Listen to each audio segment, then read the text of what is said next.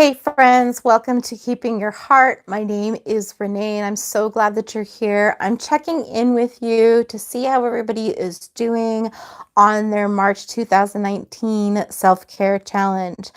I haven't seen a whole lot of interactions yet on Instagram or Facebook or any of the comments on the website. So I just want to check in and see how everyone is doing and let you know not to be afraid. That even if you just want to comment on the posts on the website at reneemdupuis.com, that would be great for me to hear what's a great challenge for you and what has been too challenging for you. It will help me to adjust that tool that I set out for everyone.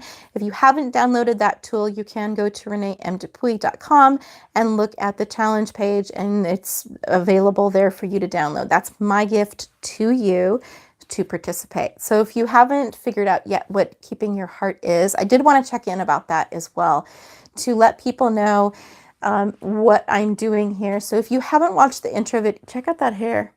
That cowlick is amazing. If you haven't, snap. This is probably why I don't go live. Okay, so if you haven't watched that intro video and you're still figuring out what Keeping Your Heart is all about, here's the story, is that I'm an adoptive mom of two kids from hard places, and my children came to me with lots of trauma in their background, and my husband and I were pretty ill prepared at the outset of that to be able to provide a healing environment because we didn't understand what the cost of trauma was going to be on us and on our family. So we've learned these types of things through a lot of hard work and a lot of experience and a lot of failure. I have a ton of failure that I can reflect on of ways that I have had these, what I call proud mom moments, when I should have been responding and understanding the trauma that was occurring in the behavior, and I shut it down instead of looked at it as an opportunity. But that's not what this is about. This is about making sure that I can continue on in this because this is really hard. There's a reason that fostering, if we're just looking at fostering, because that's just one way of doing this thing of walking alongside people who've experienced trauma. If we look at fostering, there's over 400,000 children who are in the system waiting for a foster placement, right? Who are in foster care, who are either waiting for permanency, waiting for a placement, or waiting to be reunified with parents. That's an awful lot. So the fact that there's so many kiddos waiting tells us a little bit about the fact that this is not an easy thing. And that's borne out in the numbers too, is that 50% of foster parents or resource parents, depending on where you live, quit within the first year. That's 50%. So it's not about finding families, it's about families being able to know that they are supported internally and externally to continue on in this. And so this is just meant as an internal support, This is meant as an external support to help parents and families and caregivers develop internal skills and capacity as well. Right? So I just am here to try to help equip you and support you and let you know that you are not alone in this. So these practices that we are doing for these 31 days in March is not about a contest, and it's not about being Instagram perfect. And if you followed along on Instagram, you know I am not posting every day because I had a really tough week last week. There was some stuff going on in my family, and it was disheartening and stressful, and it ended up causing this tension migraine for me where I was just incapacitated even for 24 hours.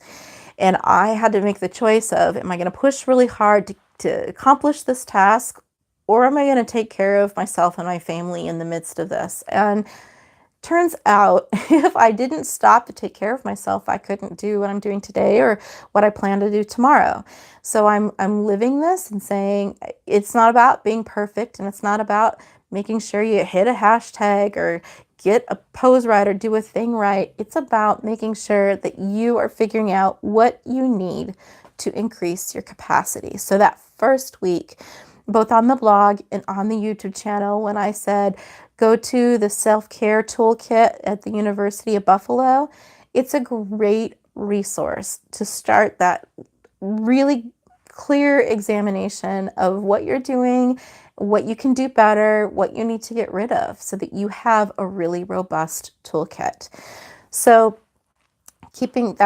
yeah, I just sort of, I think I did it right. I think I unpacked for you a little bit more of what keeping your heart is, letting you know what we're doing over here. My hope is that I'm going to be able to continue to build more challenges like this that will just increase our window into things that we could engage in. But also I'm working on some resiliency tools for you. So some resiliency objects and some other toolkits, and then some things that you can take to the organizations that are around you. So your schools, your after school programs, your churches, friends and family, things that you can say, hey, I need you to understand a little bit more about my journey and walk alongside me in a really healthy and helpful way. I know all of us have had experiences where well-meaning people have said really hurtful things because they don't understand the impact of trauma, or they don't understand how hard it is to do this and to stay in this, and what kind of respite or breaks or things that we need. So those are things that I'm working on. If you have suggestions, you can feel free to comment down below. I'd be happy to hear from you about what it is that I can do to further support you in this, as I'm myself working through how do I keep my heart in this. So thank you so much for listening and for checking in on this video. I cannot wait for the things that are coming. I have a whole planner of ideas and things that I want to get to. I literally don't have enough time to film and do all of the things that I have planned. Look, fun. Okay, like things that are so exciting for me, that I want to bring to you and see what lights up for you and what maybe is a window into some peace and some relaxation or respite or renewal for you. So thank you so much. I can't wait to hear from you, and don't forget